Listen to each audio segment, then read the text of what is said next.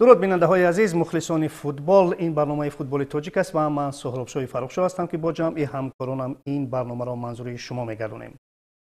چند پیش در شهر دوشنبه برای مربیان منطقوی یک سمیناری آموزشی برگزار گردید و این شام سریعا همین موضوع ما یک صحبتی داریم با صلاح الدین غفورов، صدر شعبه تحلیلی و اسلوب شناسی دپارتمنت تکنیکی فدراسیون فوتبال تاجیکستان. خوش آمدید. خب چی سمیناری بود که برگزار شد و کیها در آنجا شرکت کردند؟ سلام علیکم همه هواداران فوتبال تاجیک. در این سمینار ما بسیارتر مربیانی که از منطقه هستند فریاد کردیم و در دوام 4 روز اون نوزوکیایی که برای دریافت نمودن یگان استعدادی که در بازی ها پیدا می شود معین کنند. برای ما بسیارتر مربیان از منطقه ها فریاد کردن که برای که در سالهای اخیر بسیار مسابقه ها گذرانده می شود، توپ چرمین، بازی های دهه به دهه و این مربیانی که در آن منطقه ها می باشند آنها بسیارتر در این بازی ها اشتراک می کنند و برای معین نمودن استعداد برای این سمینار فریاد کردن که آن نوزوکی ها رو آموزند و با فوتبال تاجیک در آینده استعدادها رو پیشنهاد کنند. مخصوصیت های احیای فوتبال بازانی با استعداد یعنی چی؟ کدام خصوصیت ها در اینجا با اینا برگرفته شد؟ از طرف فوتبال عمومی جهانی برای این گذراندن سمینار با ما توصیه داده شده بود که این از 4 مرحله عبارت است. اگر که ما نه فقط در فوتبال در دیگر سمت‌های فعالیت کاری دیگر آدمان هم ما باید پیش از با کار مشغول شدن ما نقشه کاری داشته باشیم. البته برای همین مرحله اولی که توصیه داده شد از طرف فوتبال عمومی جهانی از طرف متخصصان آنها، ما باید وقتی که من یا دسته میشد یا در کدام اکادمی من کار کنم من خواهم که یگان بازیگری با استعداد یافته با این اکادمی آورده در آینده مشغولیت ها گذرانم، من باید اول فلسفه بازی خود رو معین کنم. من چقدر فوتبال کدام فلسفه بازی میکنیم، با پرتوفای میانه یا با پرتوفای دور یا که بازی در هجوم یا که بازی در دفاع، اینو باید ما معین کنیم. یعنی مربی همون مسئول باید همین کارو کنه. بعد اون ما باید اگر که ما در دسته باشیم یا که در اکادمی باشیم در یکم ناحیه باشیم ما همون مقدساتی که همون در دسته هست ما او را معین کنیم، برای که ممکن از این دسته فوتبالیستای نقض برآمدگی مدنیت این دسته همش رو باید معین کنیم. وقتی که ما همه اینا رو معین میکنیم دویم مرحله‌اش در اونجا ما باید هم یک تکنیک تاکتیک و قد وضع همه وای رو باید معین کنیم. اگر که برای من دروازه‌بان خوب در کار باشد من باید حاضر دروازه‌بان باید قدشان دراز باشد.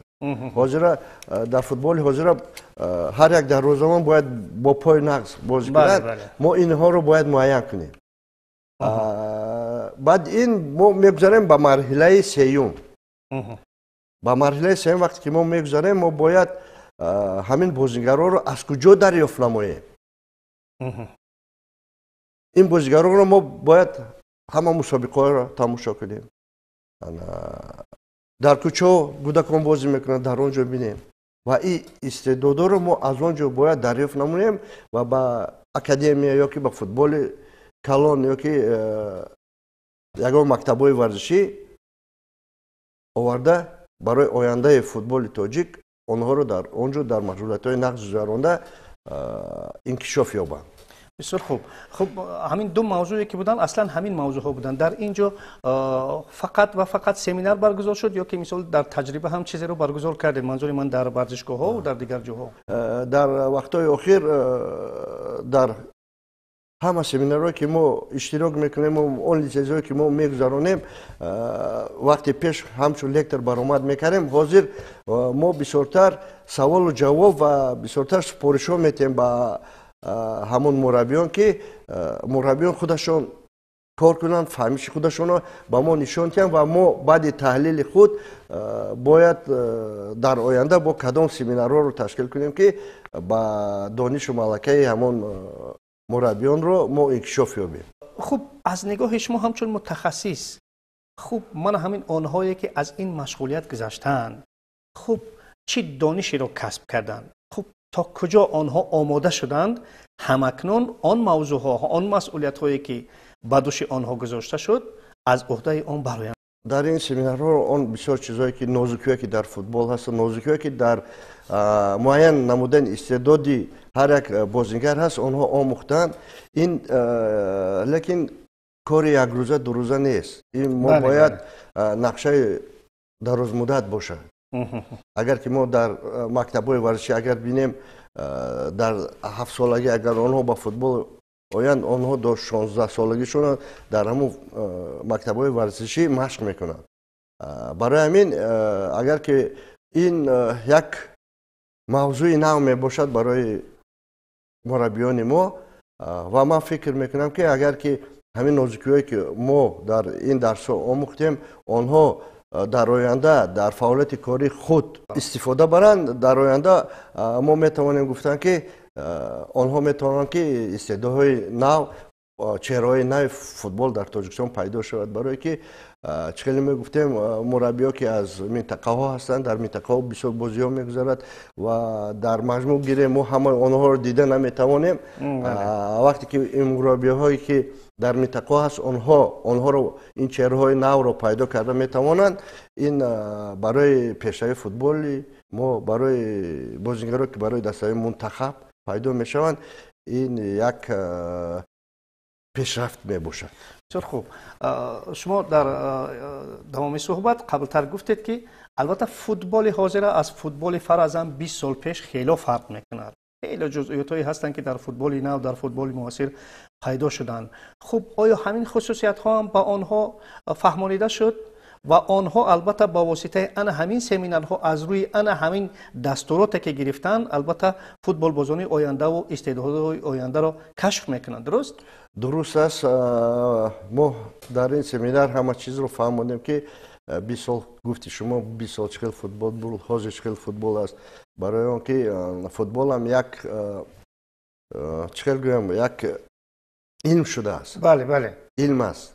اگر که ما پیش وقت یک مربی دو مربی بود، حاضر در شتاب مربیان 10-15 مربی است که هر یک کس در سمت خود کار میکند. با تکنولوژی پیش رفته است و ما همه وقتی که سمینارهای خود رو میگذرانیم ما با هر یک مربی میفهمونیم که مربی باید بسیارتر کار کنند، بسیارتر خوانند. نه فقط این سمینار یک مجموعی که لازم است میتیم، نه که نازکی‌هایی که دیگر است اونها باید خودشون خوانند، خودشون از دیگر سرچشمه دریافت نمایند. و در فوتبال حاضر 4 اصول هست که این در همه فوتبال پیش فوتبال هم بود حاضرم که ما باید دانیم وقتی که ما با توپ هستیم ما با چی کار کنیم، در حمله یا که در دفاع. وقتی که ما توپ در دسته حریف است باید چی کار کنیم، اینا رو باید هر یک مربی ما آموزد. برای که حاضر گفته شما فوتبال پیش رفته است، گزارش از دفاع به حمله، از حمله به دفاع، این یک نازکی‌های فوتبال است. اینو با هر یک مربی ما باید داند. اگر که ما همین اصول ها رو دانیم در آینده فوتبال ما هم نقض میشه. بله، چون که مسلم است که در یک بازی وقتی که با یک نقشه بازی میکنن، مثلا در هجوم نقشه اندک تغییر مییابد، در دفاع میتواند که مثلا باز تغییر بیابد 4-3-2-1 شود و مثلا 4-4-2 باشد و تغییر مییابد. مسلم است، درست است. بسیارتر ما مربیان رو گرفتن که فعالیت کارشون با کودکان و نورسان هستند. برای که ما از حاضر با آنها آموزش این معین نمودن استعدادهای بازیگران رو آموزش میدیم و برای که در آینده در دوام ممکن 3-4-5 سال از آنها یک متخصص نو برآید. در اینجا ما مربیانی که از لیگ عالی است و از لیگ یکم است فریاد نکردیم چون که آینده فوتبال ما بسیارتر تکیه به مربیانی که جوان هستند می‌نماییم. بسیار خوب. این اولین سمینار در سال 2025 بود یا اینکه پیشتر چه سمیناری دیگری که از طرف فدراسیون فوتبال تاجیکستان این سمینار یکم است و ما در دوام سال با سمینارهای بازآموزی مربیان جوان و آن مربیانی که با کودکان نورسان بسیارتر مشغول هستند گذراندنی هستیم و چقدر که با شما معین است هر سال چمپیونات جهان در سن سال 17 از طرف فیفا تشکیل کرده شده است و ما باید بسیارتر مربیان رو آموزیم که هر سال ما باید یک دسته خوب تیار کنیم و برای دسته خوب تیار کردن ما باید چهره‌های نو پیدا کنیم. البته معلوم است که هستند برنامه‌هایی که از جانب فدراسیون فوتبال جهانی پیشنهاد میشوند، از جانب کنفدراسیون فوتبال آسیا پیشنهاد میشوند و مسلم است که با ابتکارات فدراسیون فوتبال تاجیکستان هم به ویژه از جانب دپارتمنت تکنیکی فدراسیون فوتبال تاجیکستان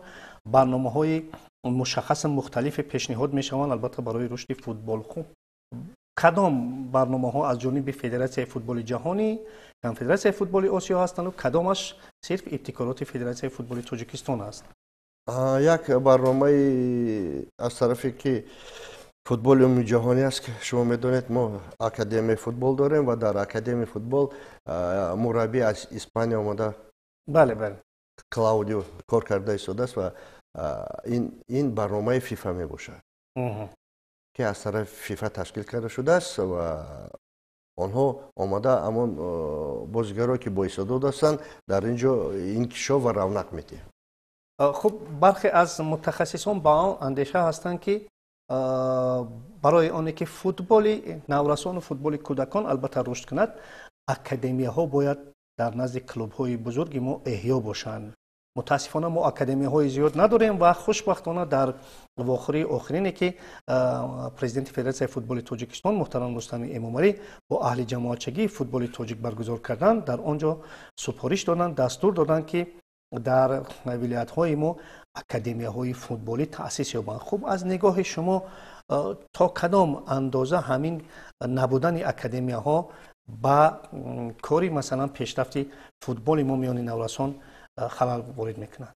اگر چقدر اکادمی بسیارتر باشد همونقدر بازیگرای نقص پیدا میشوند و دستای منتخب های ما هم پرقوتر میشوند. برای که این اکادمی باید باشد برای که در اونجا ما همین بازیگرایی که با استعداد است جمع میشوند و در اونجا مشقای خود رو میگذرانند و در آینده فوتبال بازای نقض میشوند. برای همین حاضر این همه در بررسی است. بسیار دستایی هستند که اکادمی گروه ها دارند با سن سال که در آینده بعد اکادمی تشکیل کرده میشوند و با فکر من در ولایت سوق، در ولایت قتلان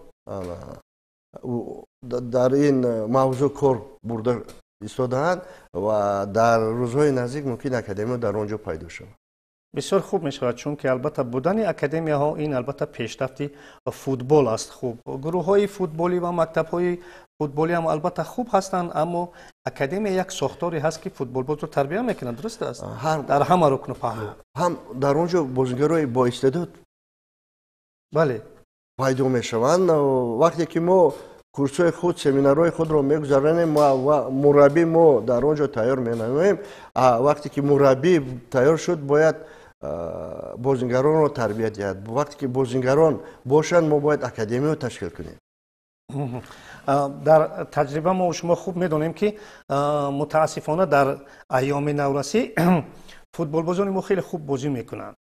خیلی خوب بازی میکنن در سن سال 17 ساله و 18 ساله و با قبل تا 20 ساله تا 21 ساله خیلی خوب بازی میکنن، میدرخشند. ما در چمپیونات های آسیا آنها رو میبینیم ننگ و ناموس ملت بلند میبردن. اما متاسفانه با آنه که از این سن سال بالاتر میشوند بعد با قولی که کجای میشوند. خب همین چی روند است؟ با اندیشه شما همچون یک متخصص این بچه ها با قولی که کجا میشوند؟ این سوالی که شما با ما دادید ما هم با خودم بسیار وقتی سوالا رو میتیم. با فکر من ҳар як тайёр намудани бозингар марҳилаи худро дорад. ба фикри ман мо ҳамон нозикиҳое ки дар вақти кӯдакӣ наврасон ҳамон марҳилае ки мо бояд машқҳои худро омӯзем, ҳамон машқҳо мумкин дар ягон машқҳо мо нодуруст ҳамон машқҳоро медиҳем. барои ки агар ки дар синни 14-сола бояд бозингар ҳам хел машқ кунад, мумкин мо машқҳои 16-соларо дар 14-сола медиҳем.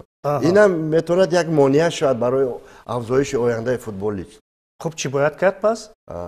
боз гуфтасам барои мо семинарҳо гузаронисем бо мураббиёи навҷавон ки ҳамин хатоиҳо дар оянда рӯй дода нашавад. мусаллам аст ки дар шаҳру навоҳии кишвар дар деҳот ба қавле ки мана ҳамон ҷавҳарҳо ниҳонанд. хело бозингарони боистеъдод ҳастанд ки аз унҷа бояд онро гирифт. мусаллам аст ки ман ҳамин барномаҳои мухталифе ҳам роҳандозӣ шуданд, мусобиқоти мухталифе роҳандозӣ шуданд. ман ҳамин усули деҳа ба деҳа хело аз чеҳраҳои навро кашф карда метавонад. хуб департаменти техникӣ оё ба кадом услуб назорат мекунад мана ҳамин раванди баргузорӣ мана ҳамин мусобиқаҳоро, дарёфти мана ҳамин чеҳраҳоро то куҷо шумо аз кори худ натиҷагирӣ мекунед баъд аз оне ки семинар мегзаронед, масалан машғулият мегзаронед? дар ҳар як минтақа мо корманди худро дорем. ҳам аз тарафи департаменти техникӣ директорҳои техникӣ аст, ҳам аз лигаи кӯдакон ки дар он ҷо фаъолияти кори худро мебаранд ва боз мана мураббиҳое ки аз минтақао мо файрод кардем инҳо фаъолияти кори худшонро дар он ҷо мебаранд ва бисёртар боз мо бо коркуноне ки дар на фақат аз мо мебошад дар федератсияҳое ки минтақавӣ кор мекунанд, бо коркунони раёсатҳои бахши ҷавонон ва варзиш, бо кумитаи ҷавонон ва варзиш мо зид ҳамкорӣ мекунем. ҳама ҷониба мо дар тамос мебошем бо онҳо ва ҳар як мусобиқае ки мегузарад аз ин мусобиқа мо хоҳиш мекунем ки ҳам бозингарое ки хуб баромад карданд ба мо номнавис карда шавад ва мо базаи худро дорем. ҳама бозингарое ки наврасон аст, ҷавонон аст ки дар тоҷикистон баромад мекунанд дар мусобиқаҳо, дар чемпионатҳо, онҳо номнавис карда шудааст. ҳар сол мо назорат мекунем ки ҳар сол ҳамин бозингар чӣ хел бозӣ мекунад, бозӣ карда истодааст ё ки футболро бас кардааст. яъне назорат бурда мешавад.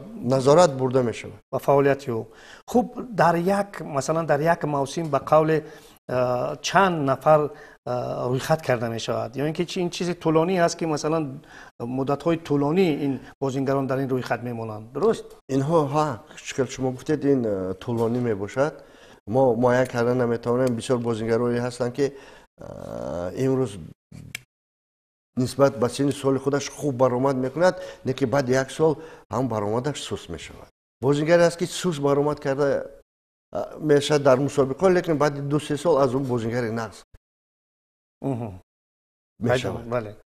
хуб бубинед ки албатта назорат кардан ин як тарафи масъала аст, аммо онҳоро фаразан дар як дастае, дар як академияе, намедонам дар як гурӯҳе сарҷамъ кардану хуб ҳамчун футболбози ҳақиқию аслию усулӣ тарбия кардан албатта ин кори дигар аст. мусаллам аст ки ин кори сангин аст, чунки як нафар аз фаразан аз ноҳияи ашт аст, як нафар аз ноҳияи ховалинг аст, як нафар аз ноҳияи рашт аст. албатта ҳамаи онҳоро аммо фикр мекунам ки ҳамин ба нафъи кор хоҳад буд. дар нақшаи кории департаменти техникӣ ҳозир мо як барнома ташкил кардаем. ҳар як минтақа рафта мо мусобиқаҳои дар байни синни сол минтақа ҳамон дасташро ҷамъ мекунем дар як синни сол аз ҳама ноҳияҳо дар он ҷо ҷамъ мекунем ва 2-3 рӯз мо бо онҳо машқҳоро меомӯзем. дар ин машқҳои мо чӣ хел гуфтам мураббии испаниям ширкат мекунад ва мо номнавис мекунем кадом онҳо хуб баромад мекунад. дар давоми сол мо дар ҳама минтақаҳо ин барномаи мо роҳандозӣ шудааст. چه تصمیم هایی هست در آینده؟ باز کدام مشغولیت ها از نگاه مثال کارمندان دپارتمنت تکنیکی خیلی ضرور است کدام موضوع ها رو باید بررسی کرد برای مربیان ما و برای اصلا دریافت چهره های نو و استعدادهای جوان؟ حاضر در نزد دپارتمنت تکنیکی یک وظیفه‌دار کرده شدم که ما هر یک سن و سالی که در تاجیکستان هست در دوام سال وقتی که آنها مشق میکنند مشق‌های آنها را راه اندازی کنیم. برای که اگر که ما درباره فلسفه بازی که وقتی گپ میزنیم از طرف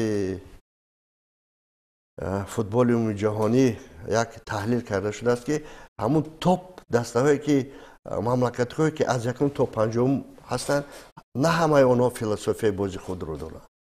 وقتی که فلسفه بازی خود رو ما داشته باشیم فوتبال ما هم پیش می رود و برای ما کوشش میکنیم که یک مشق‌های ترتیب دهیم که این هم یک فلسفه بازی تاجیکستان باشد.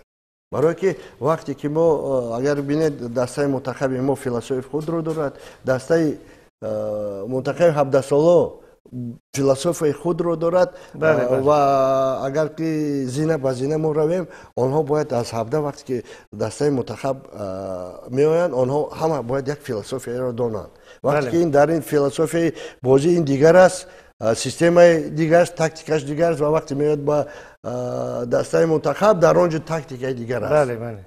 برای این را ما باید همه کسی آموزیم و یک برای تاجیکستان یک فلسفه بازی خود را معین نماییم. یک محیط معین باشد که یک بازیگر تواند که از این محیط به این محیط به قولی که در حال وارد شود. خب دوستان عزیز، یک صحبت داشتیم با صلاح الدین غفورов، سردار شعبه تحلیلی و اسلوب شناسی دپارتمنت تکنیکی فدراسیون فوتبال تاجیکستان و از نام شما برای یک صحبت خوب و خوششون با اون کس اظهار سپاس. خوش آمدید یک بار دیگر. دوستان عزیز، در همینجا برنامه ما به انجام میرسد. خیر.